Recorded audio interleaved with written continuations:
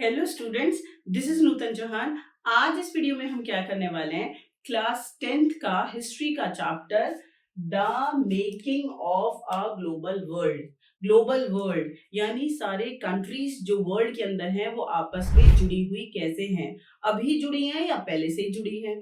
ठीक है, ये चैप्टर आपको एक वीडियो में आराम से समझ में आ जाएगा। सीबीएसई ने इस साल के लिए क्या किया, पूरा चैप्टर आपसे नहीं पूछेंगे, ठीक है, सिर्फ फर्स्ट यूनिट पूछेंगे। तो आज मैं आपको फर्स्ट यूनिट पूरी एक्सप्लेन कर दूंगी और आपके दिमाग में फिट हो जाएगा, आप कभी भी नहीं भूलेंगे। क्लियर? देखिए आज हमारा पहला टॉपिक क्या है। आज हमारा टॉपिक जो पहला है वो है प्री मॉडर्न वर्ल्ड। आप मॉडर्न वर्ल्ड में रहते हैं, आज टेक्नोलॉजी है, एजुकेशन है, ठीक है, हमारे पास फैसिलिटीज हैं। प्री मॉडर्न वर्ल्ड, पुराने टाइम पे क्या था, ठीक है। क्या आज तो ग्लोबलाइजेशन वर्ड आपको पता है, ठीक है, टेक्नोलॉजी बहुत ज्यादा फास्ट है, ठीक है, और आप बहुत इजीली बहुत फास्ट वे से कम्युनिकेट कर सकते हैं दूसरे कंट्रीज के साथ। तो मॉडर्न वर्ल्ड में अभी आगे के जो 50 साल हैं अभी के, ठीक है, इनमें कंट्रीज आपस में जुड़े हुए हैं, ग्लोबलाइजेशन हो रहा है, ये बात तो समझ में आती है। लेकिन आपके इंट्रोडक्शन में इस बुक में लिखा हुआ है, क्या एंशियंट टाइम पीरियड में भी कंट्रीज आपस में जुड़े हुए थे? हाँ, जुड़े हुए थे। बस इतनी बात आज अपने दिमाग में डाल लो कि most of the people believe कि globalisation start between these 15 years. अभी अभी जो 50 साल गुजरे हैं बस इसी में ही ग्लोबलाइजेशन हुआ है और कंट्रीज ट्रेडिंग पर्पस से या अलग अलग पर्पस से आपस में जुड़ी हैं। But this theory is totally wrong. हम पुराने टाइम से ही सारे वर्ल्ड की कंट्रीज आपस में जुड़े हुए हैं, वो अलग अलग पर्पस हैं, वो मैं अभी आपको समझा दूंगी। बात समझ में आई कि हम पहले से ही ग्लोबलाइजेशन, ये जो वर्ड है, पहले से इसकी बहुत लॉन्ग हिस्ट्री है, बहुत पुराना इतिहास है, सारी कंट्रीज पहले से ही आपस में जुड़ी हुई हैं। देखें, देखो इसका पुराना इतिहास है। Ancient time it involve as means of trade, migration of people in search of work, movement of capital. यानी एंशियंट टाइम पीरियड में, पुराने टाइम में, ये आपको पिक्चर दिखाई दे रही होगी, पुराने टाइम पे लोग कैसे बैलगाड़ियों में, ऊंटों पे सवार होकर एक जगह से दूसरी जगह जा रहे हैं, समुद्र को क्रॉस कर रहे हैं, पहाड़ों को क्रॉस कर रहे हैं। बट जाते तो थे, क्यों जाते थे? ठीक है, तो वो कह रहे हैं ट्रेड पर्पस के लिए, यानी चीजों को बेचने और खरीदने के लिए, एक बात। दूसरा, सर्च ऑफ वर्क, यानी एक जगह से दूसरी जगह माइग्रेट क्यों होते थे, जाते क्यों थे? काम ढूंढने की तलाश में। अगर अपनी कंट्री में नहीं है तो भैया दूसरी कंट्री में ढूंढो, जाएंगे। प्लस मूवमेंट ऑफ कैपिटल, जो पूंजी है वो भी एक जगह से दूसरी जगह पर घूमती है, जाती है, अपने आप नहीं घूमती है, ठीक है। For trade purpose, for job search purpose, people travel one place to another place in ancient time period. अभी आपके दिमाग में फिट हो जाना चाहिए कि पुराने टाइम से ही लोग एक जगह से दूसरी जगह पर ट्रेवल करते थे। हो गया। Now let's talk about globalization in ancient time period. Globalisation का मतलब आपको पता है कि different countries in world connect to each other, ठीक है, for economical purpose, for development purpose, for trade purpose, आपस में जुड़ी हुई हैं। जब कंट्रीज आपस में जुड़ी हुई हैं सारी, तो उसको हम कहते हैं ग्लोबलाइजेशन, ठीक है। तो यहाँ पर हम ग्लोबलाइजेशन पढ़ेंगे एंशिएंट टाइम पीरियड में, अभी मॉडर्न टाइम पीरियड में नहीं पढ़ना। मॉडर्न टाइम पीरियड में तो आपको पता ही है कि हम आपस में जुड़े हुए हैं, सब सारे लोग, आपका जब मर्जी है, आपके पास पैसे है, अपना पासपोर्ट वीजा तैयार करो, यूरोप की किसी कंट्री में चले जाओ, अफ्रीका कॉन्टिनेंट चले जाओ, आपकी मर्जी जहां चले जाओ। तो अभी मॉडर्न टाइम है, टेक्नोलॉजी है, तो यहाँ पर ग्लोबलाइजेशन थोड़ा इजी हो गया है। बट हम पढ़ रहे हैं एंशिएंट टाइम पीरियड में। एंशिएंट टाइम पीरियड में ग्लोबलाइजेशन होता था कैसे होता था, जरा देखो।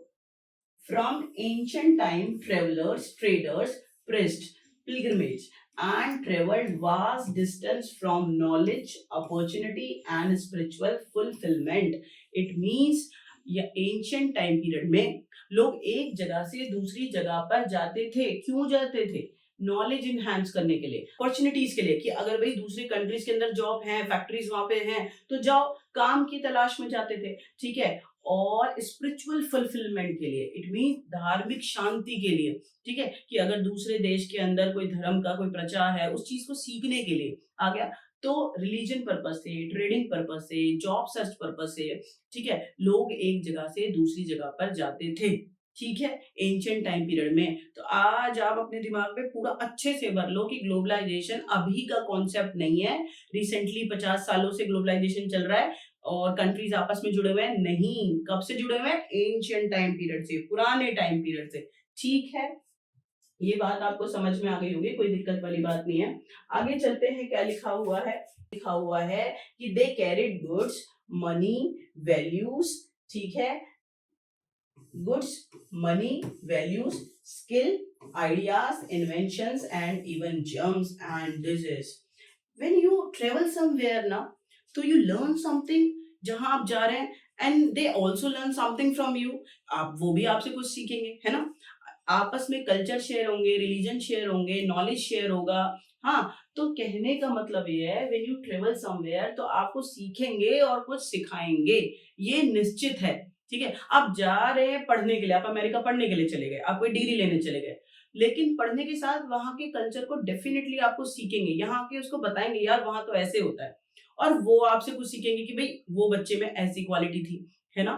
तो जब आप कहीं ट्रेवल करते हैं तो बहुत सारी चीजें शेयर होती हैं, ठीक है, चाहे वो नॉलेज है, कल्चर है, रिलीजन है, बहुत सारी चीजें शेयर होती हैं। प्लस जो सबसे इंपॉर्टेंट चीज यहाँ पे लिखी हुई है, जर्म्स एंड डिजीज। देखो, आपको कोई बीमारी है, आपके कंट्रीज के लोगों को वो बीमारी है, ठीक है, तो उसमें कोई दिक्कत वाली बात नहीं है। यहाँ की जो गवर्नमेंट है, यहाँ की जो मेडिकल फैसिलिटीज है, उन्होंने उसके खिलाफ एंटीडोज बना लिए, आपकी इम्यूनिटी सिस्टम को आदत पड़ गई उस बीमारी की, आप एडजस्ट कर सकते हैं। लेकिन if you travel another country और वहां के लोगों को वो बीमारी नहीं पता, ठीक है, वो आइसोलेटेड है उस बीमारी से, अब क्या होगा, जब वो बीमारी, आप घूमने गए और आप बीमार हैं और उनके उनके आप जब उनसे कम्युनिकेट करेंगे और वो उन्हें लगेगी बीमारी, तो उनका इम्यूनिटी सिस्टम उससे फाइट नहीं कर पाएगा, क्योंकि उन्होंने वो दिखी नहीं है बीमारी। तो उसकी वजह से क्या होगा बेटा, कि पूरी के पूरे जनरेशन्स बर्बाद हो जाती हैं, क्योंकि वहां के लोगों का इम्यूनिटी सिस्टम नहीं है उससे लड़ने के लिए। अभी पूरी स्टोरी मैं आपको आगे समझाऊंगी, तो hopefully you understand. When you travel somewhere you share lot of thing, कुछ आप सीखेंगे, कुछ आप सिखाएंगे, कुछ अच्छा हो जाएगा, कुछ बुरा हो जाएगा। तो कल्चर शेयर हो सकते हैं, रिलीजन शेयर हो सकता है, जॉब अपॉर्चुनिटी शेयर हो सकती हैं, ठीक है, नॉलेज शेयर हो सकता है, एंड जर्म्स और डिजीज भी ऑटोमेटिक शेयर हो जाते हैं। ठीक है, ये बात आपको समझ में आ गई होगी, कोई दिक्कत वाली बात नहीं है। As earlier as 3000 BCE, before common era, 3000 साल पहले, an active coastal trade link with the Indus valley. Indus valley समझते हैं, सिंधु घाटी सभ्यता, ठीक है, इंडस रिवर के पास हमारे देश की जो सबसे पहली सिविलाइजेशन है वो डेवलप हुई। ये एक नंबर का क्वेश्चन आराम से अपने दिमाग में बैठाओ कि देखो, अर्ली मैन तो आदि मानव जंगली, ठीक है, और जानवरों की तरह बिहेव करते हैं, जंगलों में रहते हैं, दे जस्ट हंटिंग और गैदरिंग फॉर देयर सर्वाइवल। लेकिन उसके बाद पहली बार जो लोग सभ्यता में आए, जो सेटल्ड हो गए, ठीक है, नदी के पास रहने लगे, खेती करने लगे, वो है हड़प्पा सिविलाइजेशन या इंडस सिविलाइजेशन। तो भारत में जो सिविलाइजेशन सबसे पहले डेवलप हुआ, इंडस वैली सिविलाइजेशन, 3000 साल पहले, ठीक है, civilisation with present day west Asia, और आज वो वेस्ट एशिया में पड़ता है। ठीक है, कोई दिक्कत वाली बात नहीं है। आप ये देखो, ये पिक्चर मैंने आपको इसलिए दिखा रही हूँ ताकि जब आप पिक्चर के साथ सुनेंगे तो आपकी आंखें भी काम करेंगी और वो आपको ये लर्न हो जाएगा। ठीक है, तो लोग पहले ट्रेवल करते थे, और जब वो ट्रेवल करते थे तो चाहे वो किसी भी पर्पज से जा रहे हैं, चाहे वो ट्रेड के लिए जा रहे हैं, लेकिन नॉलेज भी शेयर होगा, रिलीजन भी शेयर होगा, और रिलीजियस पर्पज से ही जा रहे हैं कि धार्मिक यात्रा है, फिर भी वो कुछ सीख के आ जाएंगे और कुछ खरीद के आ जाएंगे, कुछ बेच के आ जाएंगे, तो कुछ ना और बहुत सारी चीजें एक्सचेंज। आप जा एक पर्पज से रहे, लेकिन मल्टीपल पर्पस वहां ऑटोमेटिक जनरेट हो जाएंगे। तो जब आप ट्रेवल करते हैं तो बेटा, गुड्स भी शेयर होता है, मनी भी होता है, वैल्यू भी होता है, स्किल भी होते हैं, इन्वेंशंस भी होते हैं, जर्म्स भी होते हैं, डिजीज भी होते हैं, शेयर होते हैं। और भारत की जो सबसे पहली सभ्यता है Harappan civilisation, Indus valley civilisation, 3000 साल पहले, ठीक है, और ये बेटा जुड़ी हुई थी दूसरे कंट्रीज के साथ, यहां से भी एक्सपोर्ट इंपोर्ट होता था। याद रहेगा आपको, कोई दिक्कत वाली बात नहीं है। Globalization in ancient time period, for more than a millennia, कॉरीज, देखो आप इसको कॉरीज बोल दो और हिंदी में कौड़ी, ठीक है, जो समुद्र में सी सेल्स होती है ना, उनको हम क्या कहते हैं, कौड़ी, और बहुत हार्ड होती है ये।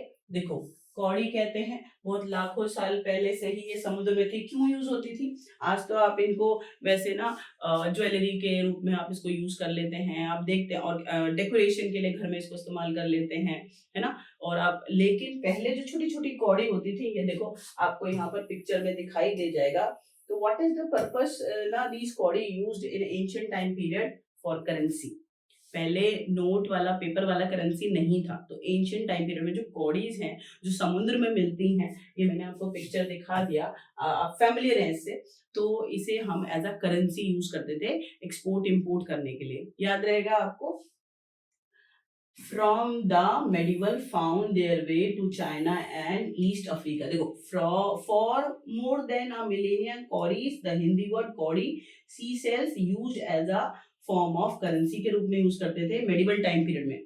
ठीक है, जब मुगलों का टाइम पीरियड था हमारे देश में, जब दिल्ली सल्तनत था, ठीक है, तो मेडिवल टाइम पीरियड में कौड़ी एज अ करेंसी यूज होती थी, जब हम चाइना के साथ व्यापार कर रहे हैं या ईस्ट अफ्रीकन कंट्रीज के साथ व्यापार कर रहे हैं।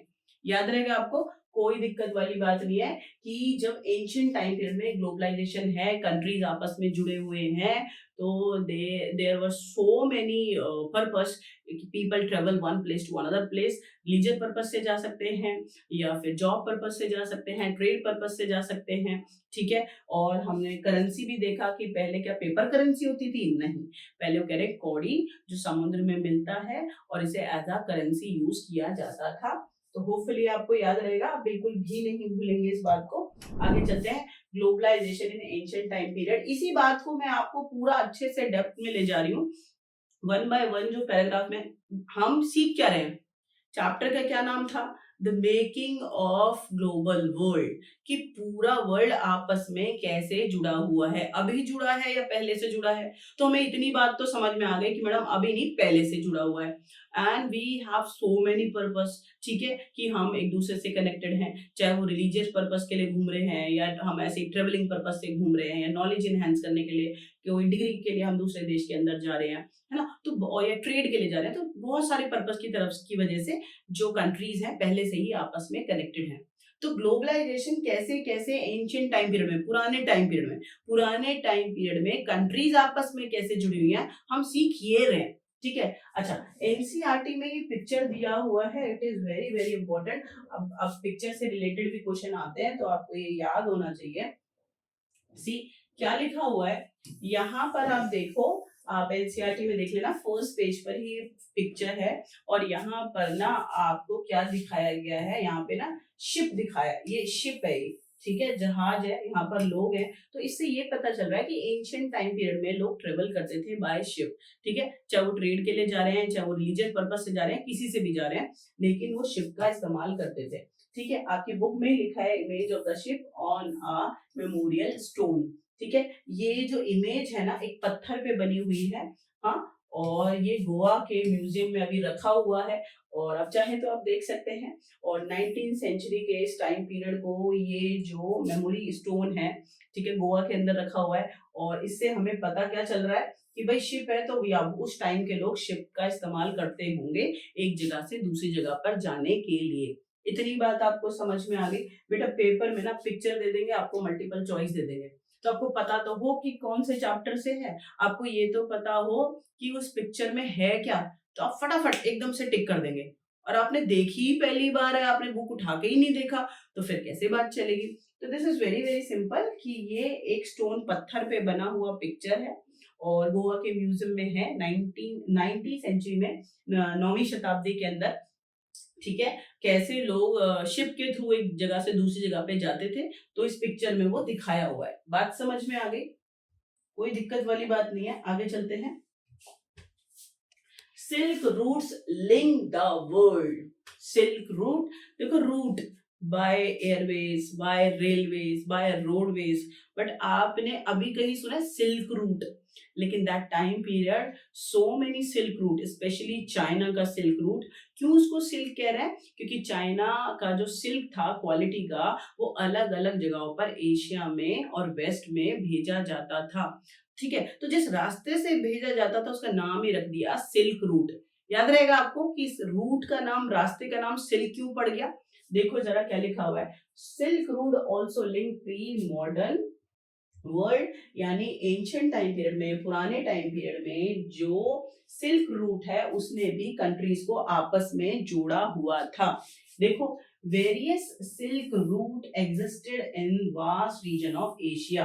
एशिया कॉन्टिनेंट में, एशिया में बहुत सारी कंट्रीज हैं, तो यहाँ पर बहुत सारे सिल्क रूट थे, आपस में कंट्रियां जुड़ी हुई थी। ठीक है, इन रूट से सिर्फ, देखो सिल्क रूट इसलिए बोला कि सिल्क को भी भेजते थे, प्लस बहुत सारे चीज, ऐसा तो नहीं कि सिर्फ सिर्फ सिल्क ही जाएगा, फिर उस रूट पे कुछ नहीं जाएगा कि भाई भाई इस रूट से बस सिल्क जाएगा और कोई नहीं जाएगा, नहीं। फिर उससे लोग घूमने के पर्पज से भी जा सकते हैं, जॉब पर्पज से भी जा सकते हैं, किसी भी पर्पज से जा सकते हैं, बट हाँ, क्योंकि सिल्क भेजा जाता था तो नाम उनका पड़ गया सिल्क रूट। ठीक है, these link Asia with Europe and northern America, Africa. It means ये जो सिल्क रूट है एशिया के अलग अलग जगह पर, ठीक है, इसने किसको जोड़ दिया, यूरोप और अफ्रीका को भी हमसे जोड़ दिया, हम इन सिल्क रूट के थ्रू जा सकते थे। ठीक है, जितना मैं बोल रही हूँ ना कि जा सकते थे, दैट टाइम आसान नहीं था। बीच में आप जब चलेंगे ना, पहाड़ भी हैं, नदी भी हैं, और ऊपर से रॉबर्स भी हैं, रॉबरी हो जाती थी, तो उस टाइम पर एक जगह से दूसरी जगह पे जाना सच अ बिग टास्क, बट हाँ जाते थे। ठीक है, पॉटरी एंड सिल्क यानी जो बर्तन हैं अलग अलग कलाकारी के बनाए जाते थे, सिल्क जो है, ठीक है, कपड़ा है, from China, textile from India and south east Asia, and gold and silver from Europe to Asia flowed through the these routes. क्या होता था, जैसे इंडिया है, इंडिया का कपड़ा यूरोप की कंट्रीज में जाता था, और यूरोप का सिल्वर और गोल्ड हमारे देश में आ जाता था। कैसे आ जाता था, दैट टाइम पीरियड अगर यूरोप की कंट्रीज को हमसे क्या लेना है, कपड़ा लेना है, ठीक है, और उन्हें हमारा क्वालिटी अच्छा था कॉटन का, तो हमसे कपड़ा लेते थे, उसके बदले में क्या देते थे, पेपर करेंसी तो थी नहीं, गोल्ड और सिल्वर देते थे, तो हम कितना हमें फायदा हुआ होगा। ठीक है, तो ये वो टाइम पीरियड है जब pottery and silk from China, China से पूरी जगह पर भेजा जाता था, और इंडिया से टेक्सटाइल भेजा जाता था, साउथ ईस्ट एशिया से में, और गोल्ड और सिल्वर यूरोप से हमारे देश में आता था। Hopefully you understand what I am trying to tell you कि silk route one of the biggest factor to indicate globalisation in ancient time period, कि पुराने टाइम पीरियड में कंट्रीज आपस में जुड़ी हुई थी, उसका एक बेहतरीन जो उदाहरण है वो है सिल्क रूट, कि जो रूट है एशिया में बहुत सारे सिल्क रूट थे, वहां से चीजें एक्सपोर्ट इंपोर्ट होती थी। जैसे चाइना का सिल्क है वो पूरे यूरोप में और एशिया की दूसरे कंट्रीज में जा रहा है, या इंडिया का टेक्सटाइल कॉटन है बहुत फाइन, वो यूरोप तक जा रहा है, और यूरोप से हमारे देश में क्या आ रहा है, सिल्वर और गोल्ड आ रहा है। इतनी बात आपको समझ में आ गई। अच्छा, आप यहाँ पर देखो, आपकी बुक में ये पिक्चर दी हुई है कि these were the various silk root, ये सिल्क रूट है, ठीक है, ये सिल्क रूट है, यहाँ से व्यापारी या फिर जो रिलीजियस पर्पस से जो लोग जा रहे हैं, या एजुकेशन पर्पस से जो लोग जा रहे हैं, इन सिल्क रूट से जाते थे। याद रहेगा आपको, silk route trade and the depicted in the Chinese cave painting, ये चाइना की केव पर एक पेंटिंग बनाई गई है, ठीक है, और इसमें दिखाई दे रहा है कि हाँ बहुत सारे सिल्क रूट थे, और यहाँ से लोग व्यापार करने के लिए एक जगह से दूसरी जगह पर जाते थे। वेरी सिंपल, कोई दिक्कत वाली बात नहीं है। आगे चलते हैं, silk route link the world. जो ये सिल्क रूट है उस टाइम पर इन्होंने पूरे वर्ल्ड को आपस में जोड़ दिया, not only for trading purpose, trading purpose से तो लोग जा ही रहे हैं, सिल्क हो रहा है या टेक्सटाइल एक्सपोर्ट इम्पोर्ट्स हो रहे हैं, plus trade and culture exchange always went hand in hand. जब आप ट्रेडिंग पर्पस से कहीं पर जा रहे हैं, ये बात मैंने आपको पहले ही समझा दी, तो you also share your culture. आप अमेरिका गए एक्सपोर्ट इंपोर्ट करने, but you learn their culture, and you all they American also learn something from you about your culture। कुछ आप उन्हें सिखा देंगे, कुछ वो आपसे सीख लेंगे। तो ये कह रहे हैं कि trade and culture go hand to hand, ये फ्रेज है कि साथ में चलते हैं। जब आप व्यापार करने जाएंगे तो कल्चर भी आपस में ऑटोमेटिक शेयर होगा, यूनिवर्सल ट्रुथ है, ठीक है। देखो, अर्लियर क्रिश्चियन मिशनरीज देखो एंशियंट टाइम पीरियड में जो यूरोप के क्रिश्चियन मिशनरीज हैं, यानी क्रिश्चियन धर्म का प्रचार करने वाले, ये लोग सिल्क रूट से एशिया में अलग अलग कंट्रीज में आए और अपने धर्म का प्रचार करा। उसके बाद मेडिवल टाइम पीरियड में इन्हीं सिल्क रूट से कौन आ रहा है, मुस्लिम प्रीचर्स, यानी मुसलमानों के धार्मिक गुरु, वो यहाँ से आए और अपने मुस्लिम धर्म का प्रचार करा। और इसी इसी जगह को, इन्हीं सिल्क रूट को किसने यूज करा, इंडिया में आपको पता है बौद्धिज्म डेवलप हुआ 6th सेंचुरी में, और बौद्धिज्म को भी पूरे वर्ल्ड में वो फैल गया, इन्हीं सिल्क रूट से अलग अलग कंट्रीज में, एशिया की अलग अलग कंट्रीज में फैला दिया गया। ठीक है, तो वेरी वेरी सिंपल क्या कहना चाहती हूँ कि silk route one of the source to connect countries in ancient time period. Globalisation को सहारा देने का काम, कंट्रीज को आपस में जोड़ने का काम किसने किया, सिल्क रूट ने। तो सिल्क रूट यूज होता था ट्रेडिंग पर्पस से, लेकिन plus it is also share for culture purpose और एजुकेशन पर्पस। ठीक है, और अब जॉब के लिए लोग जा रहे हैं, तो बहुत सारी चीजों के लिए यूज होता था। और प्लस वो कह रहे हैं कि जैसे क्रिश्चियन मिशनरीज हैं, वो यहाँ से आए क्रिश्चियन धर्म का प्रचार करने के लिए, बाद में मुस्लिम यहाँ से आए, उससे यहाँ पे बौद्धिज्म का दिया हुआ है कि ऐसे ही रूट से बौद्धिज्म इंडिया से निकलकर अलग अलग कंट्रीज में फैल गया। ठीक है, तो रास्ते से ही जाएंगे ना, हवा में एकदम कूद के थोड़ी आप दूसरे कंट्रीज में चले जाओगे। ठीक है, तो ये बात आपको समझ में आई होगी। चाहे क्रिश्चियन रिलीजन है, चाहे बौद्धिज्म रिलीजन है, तो धर्म का प्रचार जो मिशनरीज करते हैं, मिशनरीज कौन, धर्म का प्रचार करने वाले, वो इन रूट से गए और अलग अलग कंट्रीज में अपने धर्म का प्रचार करा। तो आज के बाद आपको ये नहीं भूलना चाहिए कि इफ एनीवन आस्क यू कि क्या जब आप ट्रेवल करते हैं तो सिर्फ ट्रेड पर्पस से ही कंट्रियां आपस में कनेक्ट होती हैं और ग्लोबलाइजेशन बढ़ता है, जी नहीं। There is so many reason people travel one place to another. वो रिलीजन पर्पस हो सकता है, वो कल्चर पर्पस हो सकता है, वो नॉलेज हो सकता है, वो जॉब पर्पस हो सकता है, ठीक है, वो ट्रेड पर्पस हो सकता है। तो बहुत सारे पर्पस की वजह से लोग एक जगह से दूसरी जगह पर जाते हैं। ठीक है, तो सिल्क रूट आपको समझ में आया होगा, कोई दिक्कत वाली बात नहीं है। ठीक है, आगे चलते हैं। Food travel, spaghetti and potato. ठीक है, और आप पिक्चर देखेंगे तो एक्साइटेड हो जाएंगे, आपको थोड़ी सी भूख भी लग जाएगी और खा लेना, कोई दिक्कत वाली बात नहीं है, लेकिन ज्यादा डाइट में नहीं रखना चाहिए फास्ट फूड को।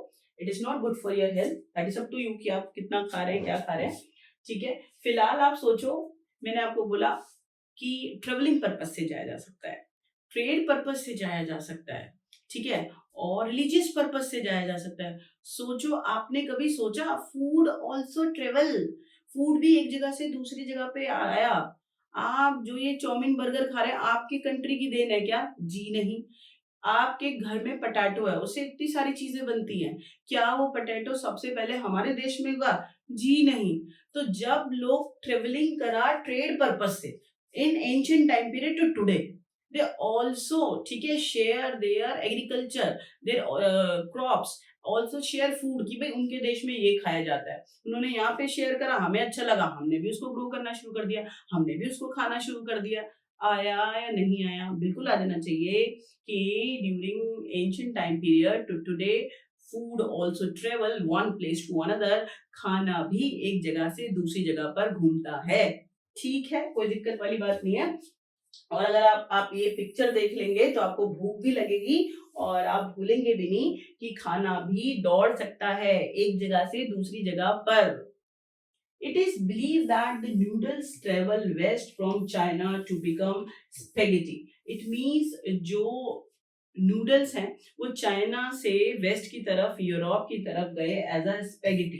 देखो चीजें अदल बदल हो जाता है कि वो किसी है नूडल ही, लेकिन वो दूसरे फॉर्म में उसको खा रहे हैं। बात समझ में आ गई, लेकिन कहाँ से सीखा, चाइना से। तो ये माना जाता है कि जो नूडल है वो ओरिजिनेट कहाँ पर मेन हुआ, सबसे पहले कौन खाता था, चाइना, और चाइना से ट्रेवल करके कहाँ चला गया, वेस्ट में, वेस्ट की कंट्रीज में, और एज अ स्पेगेटी, वर्ड आप याद करेंगे, ठीक है, नूडल्स का ही फॉर्म है, उसको खाया जाता था। ठीक है, इसी तरीके से Arab trader, Arab trader to pasta, ठीक है, to 5th century Sicily and island now in Italy.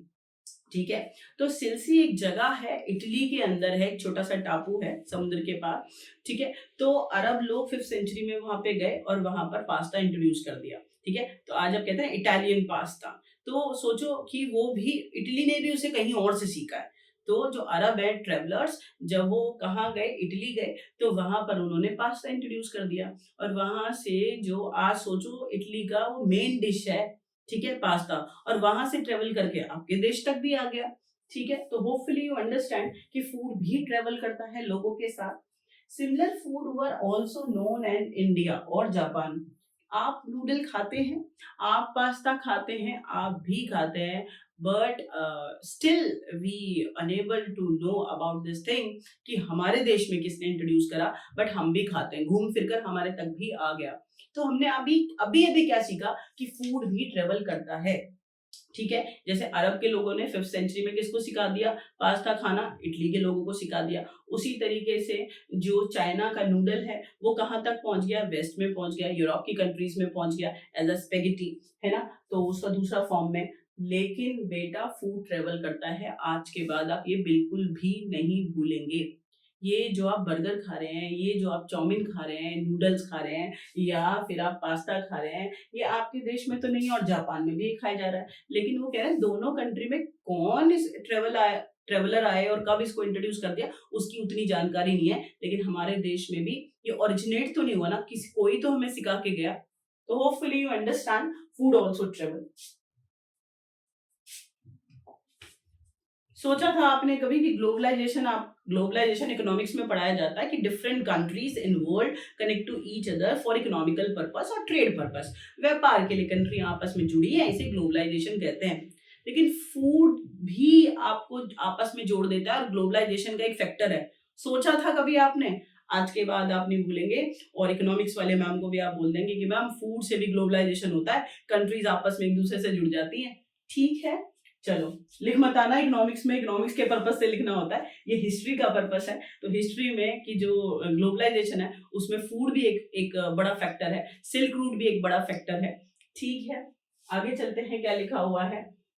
अभी हम फूड पर ही हैं, लेकिन फूड के जो अदर टॉपिक हैं वो हम देख रहे हैं, ठीक है, ताकि आप बिल्कुल नहीं भूलेंगे। See many of our common food such as potato, soya, groundnut, maize, tomato, chili, sweet potato, these all were not known to our ancestors until about 5 centuries ago। यानी कि 5वीं शताब्दी तक हम पोटैटो खाना नहीं जानते थे। पोटैटो हमारे देश का क्रॉप नहीं है, ठीक है, स्वीट पोटैटो, मक्का, ग्राउंडनट्स, ठीक है, ये सब हमारे देश में नहीं होता था। तो फिर ये हमने कहाँ से सीखा?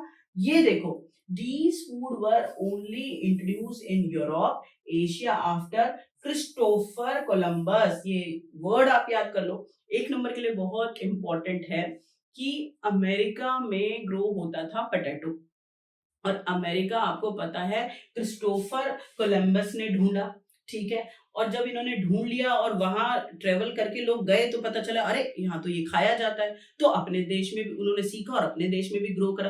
तो hopefully you learn from where we learn potato, sweet potato, these crops grow. हमने कहाँ से सीखा है? हमने सीखा है अमेरिका से।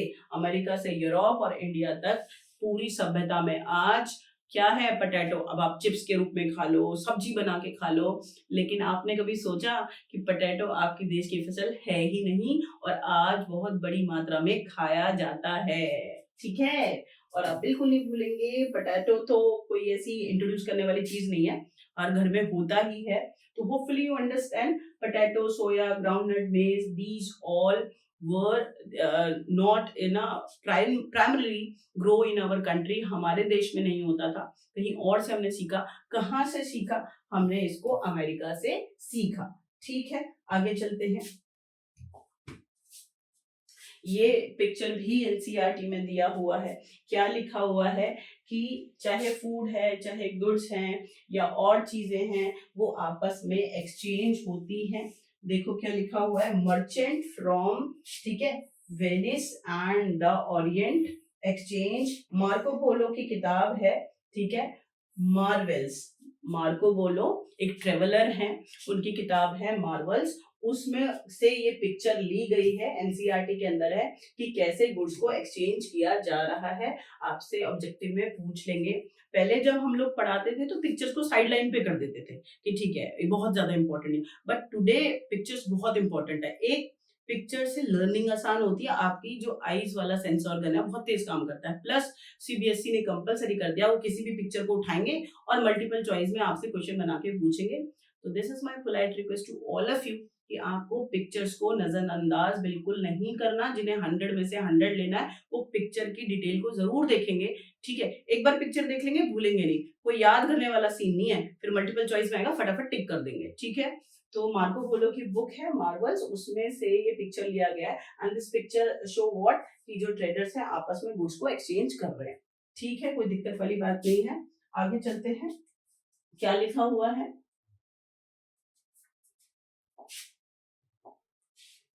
अमेरिका, मैंने आपको ये बताया कि जो क्रिस्टोफर कोलंबस हैं उन्होंने अमेरिका को ढूंढा, ठीक है, ढूंढ तो लिया।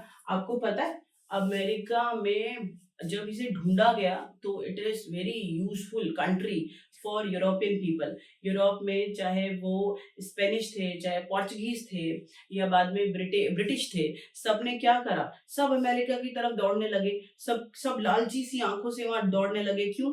क्योंकि वहां पर बेटे बहुत सारे मिनरल थे, वहां पर क्रॉप्स बहुत अच्छे से ग्रो होती थी, ठीक है। तो और अमेरिका तब तक जब तक इसे ढूंढा नहीं गया, ठीक है, तब तक तो अमेरिका सबसे अलग शांति से वहां के जो भी लोग वहां रहते होंगे आराम से खेती करते थे, अपने रिसोर्सेज को मिनरल को यूज करते थे।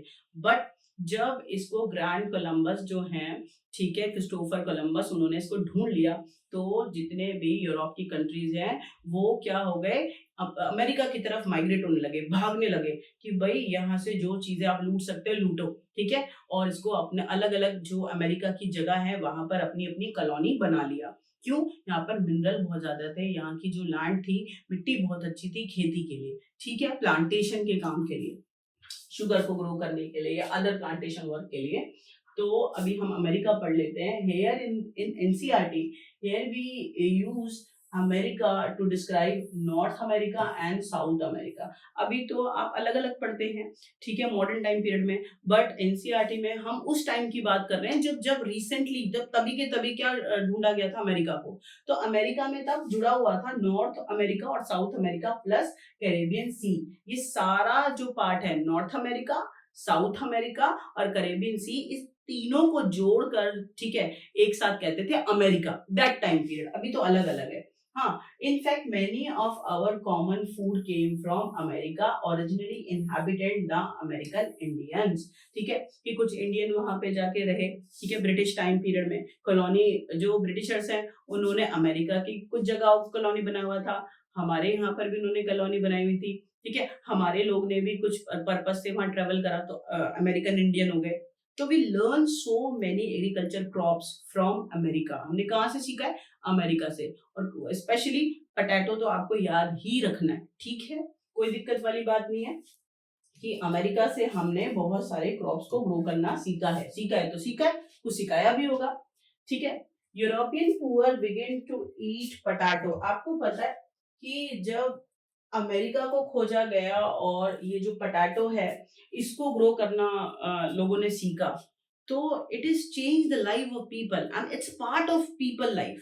क्योंकि जो पटाटो है वो अर्थ के अंदर बहुत तेजी से ग्रो करता है, मल्टीपल टाइम ग्रो कर जाता है और सस्ता भी होता है, ठीक है। तो जो पुअर लोग हैं यूरोप की कंट्रीज के अंदर, उन्होंने अपना स्टेपल डाइट किसको बना लिया? पटाटो को, ठीक है। तो पटाटो ने लोगों की लाइफ को चेंज करके रख दिया, ठीक है। आयरलैंड में आप याद रखेंगे, मैं अभी आपको बताऊंगी, होपफुली यू अंडरस्टैंड। पटाटो का इमेजिनेशन करते रहो और सोचते रहो, फूड के बारे में बात कर रहे हैं। Europe poor begin to eat better life longer with the introduction of the humble potato। यानी जब यूरोप के लोगों ने पटाटो को ग्रो करना सीख लिया तो जो पुअर पीपल हैं वो अपनी लाइफ को कैसे बेटर तरीके से जी पा रहे थे? पटाटो को खा के, ठीक है। उनके लिए तो पटाटो भगवान हो गया कि ये सबसे मेन क्रॉप है। जैसे इंडिया के अंदर आप कुछ भी खा लो, जो गरीबों का स्टेपल डाइट वो क्या है? व्हीट और राइस ना, चावल और गेहूं। उसी तरह का यूरोप में एंशिएंट टाइम पीरियड में जो स्टेपल डाइट में क्या ऐड हो गया था? वो ऐड हो गया था पोटैटो। याद रहेगा आपको। तो Ireland poorest peasants become so dependent on potato that when disease destroy the potato crops in mid 1840, the hundreds of thousands die in the starvation. starvation होता है भूख से मरना। वो कह रहे हैं आयरलैंड में जो गरीब लोग थे ना, वो पूरा खाने के लिए ना पोटैटो पे डिपेंड करते थे कि पोटैटो को ग्रो करा और खा लिया। ठीक है, अदर चीजें भी खाते होंगे, ज्यादातर वो पोटैटो पे डिपेंड करते थे। हुआ क्या, मिड 1840 सेंचुरी में क्या हुआ कि पोटैटो की फसल किसी बीमारी की वजह से फसल को भी क्रॉप्स को भी बीमारी लग जाती है, कीड़े लग जाते हैं, तो फसल हो गई खराब। तो पीपल डाई विद हंगर, ठीक है, स्टारवेशन, भूख की वजह से बहुत बड़ी मात्रा में हजारों लोग आयरलैंड में मर गए। बात समझ में आपको आ गई यहाँ तक कि potato it's not originate in Europe in India, but till आज यूरोप में भी और इंडिया में भी ये खाया जाता है, स्टेपल डाइट है लोगों की। और आपको ये याद रखना चाहिए कि ये हमने अमेरिका से सीखा। और आयरलैंड में तो जो गरीब लोग हैं वो पूरा पोटैटो पे डिपेंड करते थे खाने के लिए। और किस चीज से आपको ये बात साबित होगी कि जब वहां पर स्टारवेशन आया, भूख ठीक से लोग मरने लगे। क्यों मरने लगे? क्योंकि पोटैटो की फसल खराब हो गई, वो तो पोटैटो ही खाते थे, ठीक है, और जब फसल खराब हो गई तो भूख से मरे। ठीक है, देखें ये बात आपको समझ में आ गई होगी। तो कभी कभी क्या होता है, जो फूड होता है वो लोगों की लाइफ को चेंज करके रख देता है। भैया खाने पे ही पूरी दुनिया है, आप कुछ भी पढ़ लेना, कोई भी प्रोफेशन ज्वाइन कर लेना, खाना तो पड़ेगा, बिना खाए तो कुछ नहीं चलेगा आपका काम। ठीक है, यहाँ पर आप एनसीईआरटी में ये पिक्चर देख लेना अगर आपको यहाँ पे क्लियर नहीं हो रहा है। यहाँ पर ना ग्राउंड पे एक लेडी है, बच्चे हैं, वो क्या कर रहे हैं बेटा, वो कोशिश कर रहे हैं कि स्टारवेशन के टाइम पर जब भूख फैल गया था, ठीक है, और जो पोटैटो की फसल खराब हो गई थी, तो जो बचे कुछ पोटैटो हैं जमीन के अंदर, वो ढूंढ रहे हैं, खोद रहे हैं कि किसी तरीके से उन्हें थोड़े से पोटैटो मिल जाए। और वो कह रहे हैं 1849 में जब आयरलैंड में पोटैटो की फसल खराब हुई तो बेटा लगभग देखो यहाँ पर लिखा हुआ है कि 1 lakh people around die because of starvation, भूख से लोग मर गए। कैन यू इमेजिन, पोटैटो कितना इंपॉर्टेंट उनके लिए रहा होगा, और जब वो फसल खराब हुई तो उन्हें भूख की वजह से मरना पड़ा। याद रहेगा, आयरलैंड और पोटैटो की फसल बर्बाद हुई। ठीक है, जो पुअर लोग हैं वो पोटैटो पे ही डिपेंड करते थे, लेकिन हुआ क्या, फसल हो गई खराब, तो बहुत सारे लोग मर गए। याद रहेगा, पिक्चर आएगी और इससे रिलेटेड अगर क्वेश्चन आएगा तो आप कर सकते हैं, कोई दिक्कत वाली बात है नहीं, बहुत छोटी छोटी सी बातें लिखी हुई हैं। ठीक है, अब यहाँ हमें क्या सीखना है, कंक्यूस्ट डिजीज एंड ट्रेड, कि जब पहले क्या होता थे, इन्वेडर किसी दूसरी जगह पे जाते थे तो उस जगह को जीतते थे। ठीक है, तो स्ट्रैटेजिकली जीतते थे, क्या क्या स्ट्रैटेजी लगाते थे, वेपन्स भी होते थे उनके पास, और बीमारियां, अभी आपको मैं बायोलॉजिकल वॉरफेयर भी बताऊंगी कि बिना हथियारों के भी लड़ाई को जीता जा सकता है। और आज रिसेंट ईयर्स में तो इसको अलग अलग कंट्रीज यूज ही कर रही है। ठीक है, तो कैसे जीते, क्या बीमारियां हैं, कैसे व्यापार के लिए एक जगह से दूसरी जगह पे गए। लेकिन सेंटर में आपको ना अमेरिका को जरूर रखना है। ठीक है, आप अमेरिका को याद रखेंगे तो आपको पूरा स्टोरी समझ में आ जाएगा।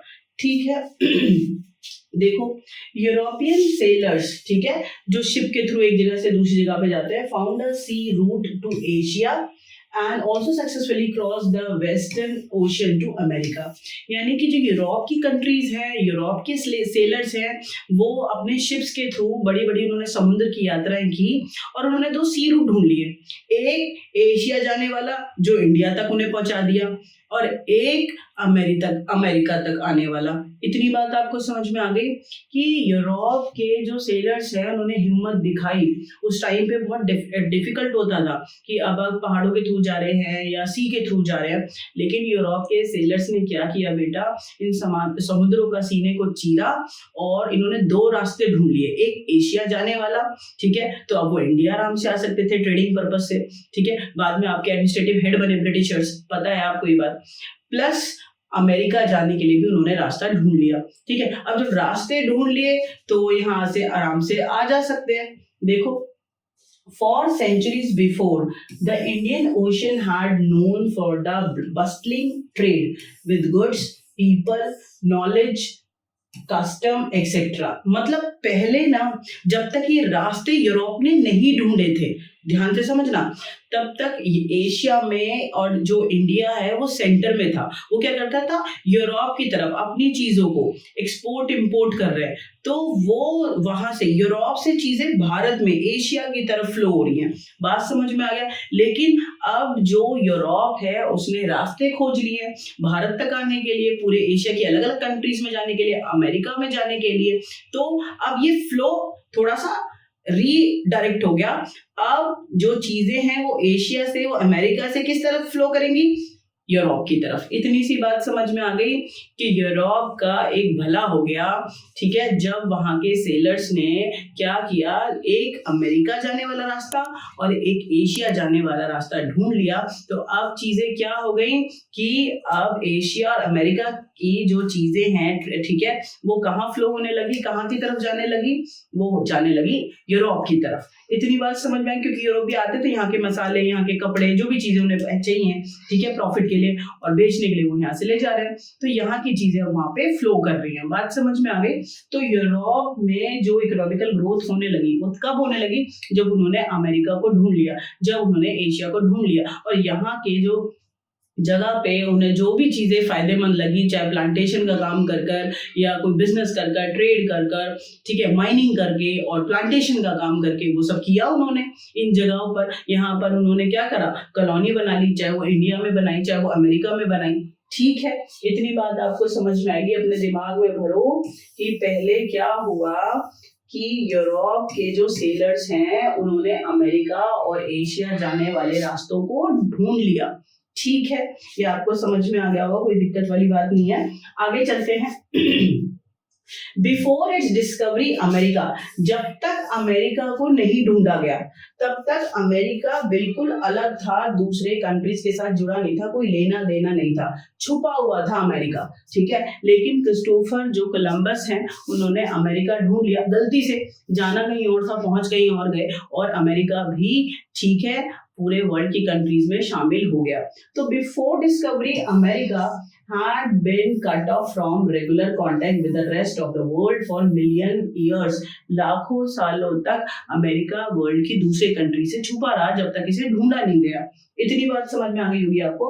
But from the 16th century से क्या हुआ, it vast land and amended crop and minerals begin to transfer trade and life everywhere. देखो, जब तक अमेरिका छुपा हुआ था तो छुपा हुआ था, पूरे वर्ल्ड से उसका कोई लेना देना नहीं था। लेकिन जब अमेरिका को ढूंढ लिया गया तो वहां का जो वास्ट लैंड है, बहुत बड़ी जमीन, वहां पे जो मिनरल्स थे, वहां के जो एग्रीकल्चर था, वो सारा लोग, जो यूरोप के लोग थे ना, उनकी आंखों में लालच भर गया। अरे यार, इस जगह को तो बहुत यूज किया जा सकता है। ठीक है, तो अमेरिका को एज अ कॉलोनी उन्होंने इस्तेमाल किया, यहाँ के लोगों को, ठीक है, इन्वेड कर कर, हरा कर यहाँ कॉलोनी बनाया और यहाँ प्लांटेशन का काम करा। ठीक है, यहाँ माइनिंग करी, यहाँ के मिनरल्स को निकाला, और यूरोप की कंट्री फाइनेंशियली बहुत स्ट्रांग हो गए अमेरिका की वजह से। इतनी बात आपके दिमाग में भर गई। बहुत सिंपल सी बात है कि जब तक अमेरिका को नहीं ढूंढा गया तो नहीं ढूंढा गया, छुपा हुआ था लाखों सालों तक, लेकिन जब इसको ढूंढ लिया, ठीक है, तो यहाँ की इतनी बड़ी जमीन को, इसके एग्रीकल्चर को बहुत यूज किया गया, यहाँ माइनिंग की गई, यहाँ के मिनरल को इस्तेमाल किया यूरोप की कंट्रीज ने। ठीक है, ये आपको अच्छे से समझ में आ गया होगा। आगे चलते हैं। Precious metal, particularly silver from mine located in present day Peru और मेक्सिको। ठीक है, पेरू और मेक्सिको, ये दोनों जगह आपको याद रखनी है। क्या हुआ, यहाँ पर माइनिंग करी यूरोपियंस ने पेरू में और मेक्सिको में, इन दोनों जगह पर, और बहुत ज्यादा सिल्वर और गोल्ड को निकाला। अब देखो दोनों कितने कीमती हैं, और यूरोपियन जो कंट्रीज हैं उन्होंने जब माइनिंग करी पेरू में और मेक्सिको में, तो यहाँ से उन्हें बहुत सारा गोल्ड और सिल्वर मिल गया। और इसका उन्होंने क्या यूज करा, एशिया में जो व्यापार करने जाते थे ना, इंडिया से करने जा रहे हैं या एशिया की किसी और कंट्री में वो व्यापार कर रहे हैं, तो इस गोल्ड और सिल्वर का वो इस्तेमाल करते थे। सिंपल सी बात है। अब यूरोपियंस का दिमाग देखो शुरू से, कि दूसरों को ही नुकसान पहुंचाना और अपने आप को फायदे में रखना है। ठीक है, तो आपको याद रखना है, 1 नंबर के लिए इंपॉर्टेंट है कि पेरू और Mexico, these were the places, ठीक है, where European started mining and they got what, gold and silver, and European countries financially strong and these gold and silver they use for the trading purpose in Asia. Asia में जो व्यापार करते थे, चीजें खरीदते थे, तो एज अ करेंसी वो क्या दे देते थे, गोल्ड और सिल्वर। और हमारे यहाँ पर भी गोल्ड और सिल्वर आता था, हम भी खुश। ठीक है, निकल कहाँ से रहा है, पेरू और मेक्सिको से। समझ में आ गया आपको। Many expedition set of in search of L Dorado, ये जगह है, ये सिटी है, द फेम्बल्ड सिटी ऑफ गोल्ड। था या नहीं वो तो नहीं पता, लेकिन आपने नोवेल्स में भी पढ़ा होगा, आपने बहुत जरूर इसको सुना होगा कि ये, ठीक है, एल डोराडो जगह है, सिटी है, और इसमें एक अफवाह थी कि ये सोने का गढ़ है। तो बहुत सारे एक्सप्लोरर अलग अलग टाइम पर यहाँ पर आए सोने की तलाश में, माइट भी हो भी। ठीक है, इतनी बात आपको समझ में आ गई। होपफुली यू अंडरस्टैंड कि जो अमेरिका है वो बहुत ही रिच रिसोर्सफुल मिनरल वाला कॉन्टिनेंट था, वो जगह थी, और जब तक वो नहीं था अस्तित्व में, किसी ने उसे ढूंढा नहीं, तब तक तो अलग थलग लाखों सालों तक पड़ा रहा। लेकिन जब यूरोपियंस ने उसको ढूंढ लिया तो फिर उसकी जमीन को बहुत यूज करा प्लांटेशन के काम के लिए, शुगर ग्रो करने के लिए, ठीक है, और मिनरल्स को माइनिंग के थ्रू निकाला, सिल्वर को, गोल्ड को। ये पेरू और ये मेक्सिको आपको याद रखना है, यहाँ बहुत ज्यादा माइनिंग करी और यहाँ से सिल्वर और गोल्ड को निकाला। और एशिया में जब वो जाते थे व्यापार के लिए, यूरोप की कंट्री के लोग, चाहे वो आयरलैंड से, चाहे वो स्पेन से, तो इस गोल्ड और सिल्वर को एज अ करेंसी वो यूज करते थे। इतनी बात आपको समझ में आ गई, कोई दिक्कत वाली बात नहीं है। ठीक है, बायोलॉजिकल वॉरफेयर, इसी के बारे में मैं बात आपको कर रही थी। मैंने आपको बताया कि when traveller travel one place to another place for trading purpose, ठीक है, जाने अनजाने वो साथ अपने डिजीज को भी साथ में लेके ट्रेवल करते हैं। ठीक है, तो आप इस बात को समझो स्ट्रैटेजिकली, जान पूछ के। देखो, अनजाने में किसी को किसी से कोई कम्युनिकेबल डिजीज पास हो जाए वो अलग बात है, लेकिन जान पूछ के स्ट्रैटेजिकली, ठीक है, किसी को नुकसान पहुंचाना, तो यूरोप की कंट्रीज ने करा अमेरिका को काबू में करने के लिए। कैसे किया वो मैं आपके सामने रख रही हूँ, जरा ध्यान से सुनना, बहुत ज्यादा इंपॉर्टेंट है। और हम बिल्कुल इस यूनिट को खत्म करने के पास आ गए, अब आपका हो जाएगा, कोई दिक्कत वाली बात नहीं है यहाँ तक। द पोर्चुगीज, देखो, पोर्चुगीज एंड स्पेनिश, यानी स्पेन से जो आए, ठीक है, वो स्पेनिश हो गए, और पुर्तगाल कंट्री से जो आए वो पोर्चुगीज हो गए। Conquest and the colonization of America, तो स्पेनिश जो हैं और जो पोर्चुगीज हैं वो अमेरिका पहुंचे, और अमेरिका की अलग अलग जगहों पर उन्होंने अपनी कॉलोनी बना लिया, उसको कंट्रोल कर लिया कि भाई ये वाली जगह हमारी है। ठीक है, और वहाँ एडमिनिस्ट्रेटिव हेड बन गए, और अपनी मर्जी से वहाँ के मिनरल को यूज करा, वहाँ की लैंड को यूज करा अपने बेनिफिट के लिए। Was the decisively under way the mid 16th century, 16th century में उन्होंने ये ऐसा किया। पोर्चुगीज और स्पेनिश जो यूरोप से आए हैं, अमेरिका में आए हैं, और अमेरिका की जगह को अपना कॉलोनी उन्होंने बना लिया। ठीक है, Europe conquest was not just a result of the fire war, it means weapon के थ्रू ही उन्होंने अमेरिका को नहीं जीता। भाई स्पेन से लोग गए, ठीक है, और पोर्चुगीज गए, तो उन्होंने अमेरिका को कॉलोनी बनाया, और वहाँ के जो मिनरल्स हैं या उसकी लैंड है उसको यूज करा अपने बेनिफिट के लिए। लेकिन बेटा सिर्फ वेपन्स के थ्रू उन्हें कंट्रोल में नहीं करा कि गए और उन्हें हथियारों से जीत लिया, ठीक है, गोली मार के जीत लिया, नहीं। प्लस ये भी उन्होंने इस्तेमाल करा, प्लस उन्होंने क्या स्ट्रेटेजी लगाई, जर्म्स, डिजीज, जरा देखना। It was the germs such as those known as smallpox. मैं आपको ज्यादा पिक्चर को हाईलाइट नहीं करूंगी, आपको थोड़ा बुरा लगेगा। ये है स्मॉल पॉक्स, ये यूरोप में एक बीमारी थी स्मॉल पॉक्स, ठीक है। आज तो एंटीडोज हर कंट्री के पास इसके पास है, अब इससे आराम से लड़ा जा सकता है, ये अब मारेगी नहीं, लेकिन पहले ये बहुत ही भयंकर बीमारी थी, और अगर कहीं फैल जाए तो बहुत सारे लोग इससे मर सकते थे। इसके एंटीडोज दैट टाइम नहीं थे। फिर भी जब यूरोप में फैली तो यूरोप के लोगों का तो इम्यूनिटी सिस्टम इससे फैमिलियर हो गया, वो बच सकते हैं, उनके पास दवाइयां हैं, वो मैनेज कर सकते हैं, हाँ भाई ये बीमारी है, इसको कैसे करना है। लेकिन यूरोप की कंट्री से जब ये ट्रेवल कर कर अमेरिका तक आएगा, अब America isolate with the small pox, America के लोगों को तो नहीं पता कि भाई स्मॉल पॉक्स क्या बीमारी है, और उनके इम्यूनिटी सिस्टम उससे फाइट करने के लिए तैयार नहीं होगा। बात समझ में आ गई? तो स्मॉल पॉक्स ट्रेवल करा कहाँ से? यूरोप से अमेरिका तक, और अमेरिका के जो नेटिव पीपल हैं, इंडिजिनियस वहीं रहने वाले लोग, हजारों लोग उससे मर गए, पूरी कम्युनिटी बर्बाद हो गई। ठीक है, तो this is the biological warfare, बिना हथियारों के। ठीक है, अगर बीमारी एक जगह से दूसरी जगह ट्रेवल हो जाए तो फिर क्या होगा बेटा? पूरे देश को अलट पलट किया जा सकता है। आजकल यही हो रहा है ड्यूरिंग कोरोना। मैं इससे ज्यादा नहीं बोलूंगी, आपने खूब इसको पढ़ लिया होगा, सबकी अपनी अपनी सोच थी उसको लेकर। क्या हुआ कि कोरोना आपके देश में पैदा हुआ था, ठीक है, नहीं आपके, लेकिन ये ट्रेवल करके किसी और देश से आप तक पहुंचा और आपके देश में तबाही मचा दी, इकोनॉमिकल डाउनफॉल आ गया, हजारों लोग मर गए। ठीक है, तो इसे कहते हैं बायोलॉजिकल वॉरफेयर। बिना गोली बारूद के आपके देश को भयंकर नजारा देखना पड़ा। ठीक है, तो ऐसा ही कुछ कहाँ हुआ था? अमेरिका में। यूरोप की जो कंट्रीज हैं, पोर्चुगीज हैं, स्पेनिश हैं, उन्होंने अमेरिका को कॉलोनी बनाया अपने बेनिफिट के लिए, उस लैंड को यूज किया, वहां के मिनरल्स को यूज करा। लेकिन कैसे?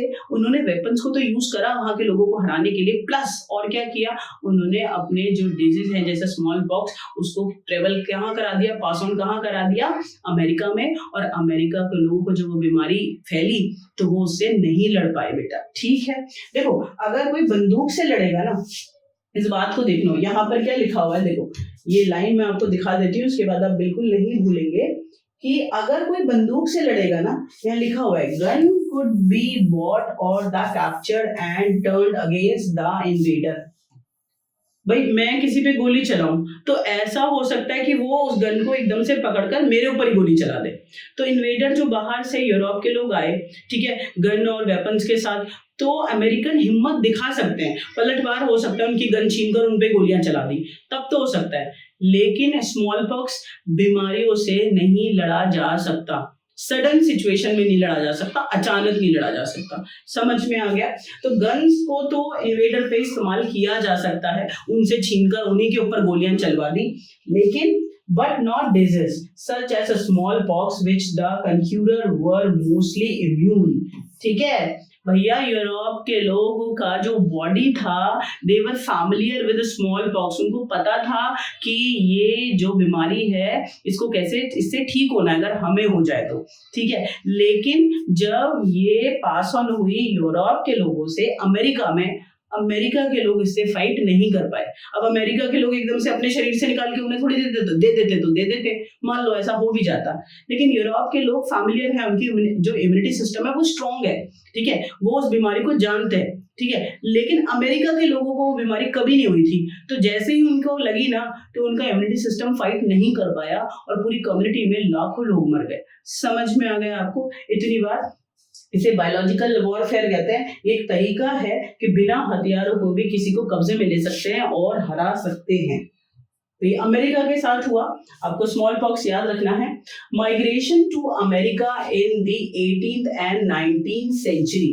ठीक है, अमेरिका में देखो होप है, अचानक से मिला था, बहुत जमीन थी, मिनरल थे, प्लांटेशन का काम हो सकता था, क्रॉप्स ग्रो हो सकती थी, है ना। तो जो यूरोप की कंट्री के लोग हैं ना, वो भाग भाग के कहाँ आ रहे हैं? अमेरिका में आ रहे हैं। कब आ रहे हैं? 18 और 19 सेंचुरी में आ रहे हैं। ऐसे क्या क्या रीजन हो गए कि यूरोप में से लोग भाग भाग कर आ गए, माइग्रेट होने लगे बहुत बड़ी मात्रा में 18 और 19 सेंचुरी में अमेरिका में। प्लीज दिमाग में फिट करेंगे कि क्यों यूरोप के लोग अमेरिका की तरफ माइग्रेट होने लगे 18 और 19 सेंचुरी में। क्यों? क्योंकि 19 सेंचुरी में यूरोप के सारे कंट्रीज में क्या था? गरीबी थी, हंगर, भूख था। This was common situation in European country कि लोग भूख से परेशान थे, ठीक है, और जो फूड प्रोडक्शन था वो डाउन था, पॉपुलेशन बहुत बढ़ रही थी, भीड़ भाड़ वाली जगहों पे रहते थे, सिटी बहुत ज्यादा ओवर क्राउडेड थी, बीमारियां, डेडली जो डिजीज हैं, मारने वाली बीमारियां, भयंकर बीमारियां फैली हुई थी। तो 19th सेंचुरी में ना यूरोप में पॉपुलेशन बढ़ गया था और बीमारियां बढ़ रही थी, फैल रही थी। गरीबी बहुत ज्यादा थी, होप नहीं थी। तो लोगों को जब पता चला भाई अमेरिका है, वहां पर कम जनसंख्या है और वहां पर इतनी अच्छी लैंड है, वहां पे क्रॉप्स ग्रो हो सकते हैं, वहां प्लांटेशन का काम हो सकता है, मिनरल मिल सकते हैं, तो लोग कहाँ यूरोप से अमेरिका में माइग्रेट होने लगे, शिफ्ट होने लगे। ये रीजन आपको समझ आ गया। प्लस रिलीजियस कन्फ्लिक्ट्स वर कॉमन।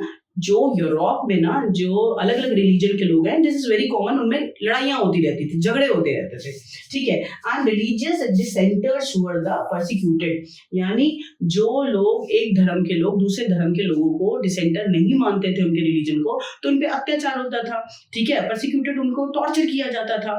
लेकिन उससे बचने के लिए those exploited by other religious community, वो क्या करने लगे, जो लोग धर्म के इस अत्याचार से बचना चाहते थे यूरोप में, वो भागने लगे अमेरिका की तरफ। तो रिलीजन कन्फ्लिक्ट से बचने के लिए लोग अमेरिका की तरफ भागे, ठीक है। और ये जो गरीबी है, इस हालात से बचने के लिए लोग कहाँ भागे, अमेरिका की तरफ। तो आपको समझ में आया कि 18 और 19 सेंचुरी में यूरोप के लोग कहाँ जाने लगे, कहाँ शिफ्ट होने लगे, अमेरिका में। जहां भाई होप होगी वहीं तो भागेंगे। Thousands Therefore fled Europe from America, हजारों लोग, ठीक है, कहाँ शिफ्ट हो गए, यूरोप से अमेरिका की तरफ। Here by the 18th century, plantation work by slaves captured in Africa were growing cotton and sugar for European market. भाग भाग के तो आ गए, यहाँ क्या करेंगे, अफ्रीका के लोगों को पकड़ा। अफ्रीका अलग कॉन्टिनेंट है भैया, यूरोप, अफ्रीका और अमेरिका तीनों का ट्रायंगल है, आपस में जुड़े हुए हैं, ठीक है। तो यूरोपियन लोग सबसे ज्यादा पावरफुल हो रहे हैं इस टाइम पर। उन्होंने क्या करा, उनको सिर्फ प्रॉफिट से मतलब है, दूसरे लोगों को, ठीक है, क्या करना है, हराना है, अलग अलग जगह कॉलोनी बनाना है, वहां से चीजों को जो रिसोर्सेस है उनको यूज करना है और अपना फायदा बनाना है। तो जो यूरोप के लोग, उन्होंने क्या करा, यूरोप के लोगों ने अफ्रीका से लोगों को पकड़ा, एज अ स्लेव उनको गुलाम बनाया, और अमेरिका में जब प्लांटेशन का काम करा यूरोप के लोगों ने, तो इन स्लेव्स को यूज किया। बात समझ आ गई।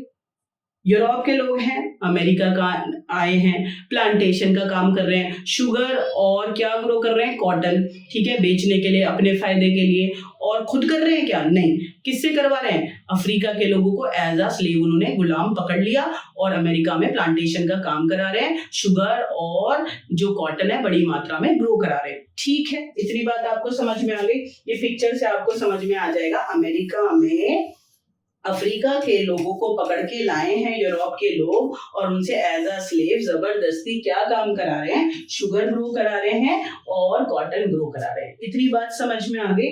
तो यूरोपियन ना बड़े लालची लोग हैं, इतनी बात समझ लो, ये 18 और 19 सेंचुरी का हाल है। Emergency of Europe as a world trade centre. भाई आप एक बात बताओ कि जब यूरोप के लोग अलग अलग जगह पे जा रहे हैं और वहां पर अपनी कॉलोनी बना रहे हैं, वहां के रिसोर्सेज को, लैंड को, मिनरल्स को यूज कर रहे हैं, प्लांटेशन का काम कर रहे हैं, ठीक है, तो उनका इकोनॉमी बूस्ट होगा, बढ़ेगा या घटेगा, बिल्कुल बढ़ेगा, ठीक है। तो हमें ये देखना है कि जो यूरोप है वो वर्ल्ड ट्रेड सेंटर बन रहा है, यानी चाहे वो अफ्रीका कॉन्टिनेंट है, अमेरिका कॉन्टिनेंट है, एशिया कॉन्टिनेंट है, सबसे ऊपर इकोनॉमी में कौन आता जा रहा है, यूरोप, ठीक है। देखें ध्यान से, इस बात को आप समझेंगे। हाँ जी, Until well into the 18th century, China and India were among the world richest country. आज ये बात सीख के जाओ, 18वीं शताब्दी तक एशिया की दो कंट्री, एक चाइना और एक इंडिया, दोनों रिचेस्ट कंट्री थी पूरे वर्ल्ड में। क्यों? क्योंकि एक के पास सिल्क और एक के पास मसाले और कॉटन, इंडिया के पास, और हम यूरोप भेजते थे, वहां से क्या आता था, सिल्वर और गोल्ड, ठीक है। तो हम तो रिच कंट्री होंगे, है ना। तो 18th सेंचुरी तक बहुत अच्छा हाल रहा हमारा। वो तो और बात है कि अंग्रेजों ने आके बर्बाद किया, ठीक है। However, from the 15th century, China said to have a restricted overseas contact and retreated into isolation. China reduced role. भैया जब एक कंट्री ये कह देगी कि मैं ना अपने देश में प्रोडक्शन करूंगा, आई मतलब make a proper distance with other countries, बेटा अगर आप दूसरे कंट्रीज के साथ एक्सपोर्ट इंपोर्ट नहीं करेंगे, ठीक है, तो इससे क्या होगा, आपकी इकोनॉमी घटी या बढ़ी, बिल्कुल घटेगी, ठीक है, अकेले कोई नहीं चल सकता, इतनी बात याद कर लो। तो 15th सेंचुरी में चाइना ने एक पॉलिसी बनाई कि चाइना, ठीक है, was isolated with overseas countries, दूसरे कंट्रीज से अलग हो गया, तो चाइना का जो मार्केट में रोल है इकोनॉमी में वो घटने लगा। इतनी बात समझ में आ गई। बट यही वो टाइम है जब अमेरिका को खोज लिया गया, और अमेरिका के अंदर क्या हुआ, अमेरिका की लैंड में होप मिला यूरोप के लोगों को, है ना, तो अमेरिका में इकोनॉमी बढ़ने लगी। बात समझ में आ गई, ठीक है। तो इतना आप याद रखना कि पहले अगर हम देखें ओवरऑल तो चाइना और इंडिया ये रिचेस्ट कंट्री हैं, इनका मार्केट में दबदबा है। लेकिन 15th सेंचुरी में क्या हुआ, 15th सेंचुरी से जो चाइना है वो तो अलग आइसोलेट हो गया कि मुझे दूसरे कंट्रीज के साथ, ओवरसीज समुद्र के पार जो दूसरी कंट्रीज हैं उनके साथ लेना देना नहीं है, तो उसका रोल मार्केट में घटने लगा। लेकिन यही टाइम पर जो अमेरिका है, ठीक है, वो पावरफुल सेंटर बनने लगा वेस्ट में, और Europe now emerge as a centre of world trade.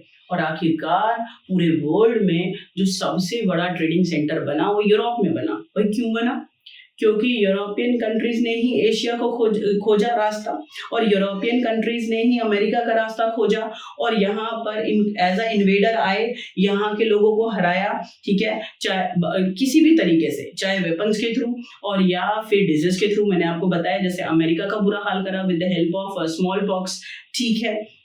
उसके बाद क्या हुआ बेटा कि यहाँ पे प्लांटेशन का काम करवाया जबरदस्ती गुलामों से, है ना, और यहाँ से माइनिंग करवाई मिनरल्स की, और अपने देश ले गए। तो यूरोप तो रिच होता जाएगा ना, स्ट्रॉन्ग होता जाएगा ना। तो ये वो टाइम है जब यूरोप पूरे वर्ल्ड में ट्रेड के लिए सेंटर बन गया। व्यापार सबसे ज्यादा स्ट्रॉन्ग कहाँ हो गया, यूरोप में और यूरोप की कंट्रीज में।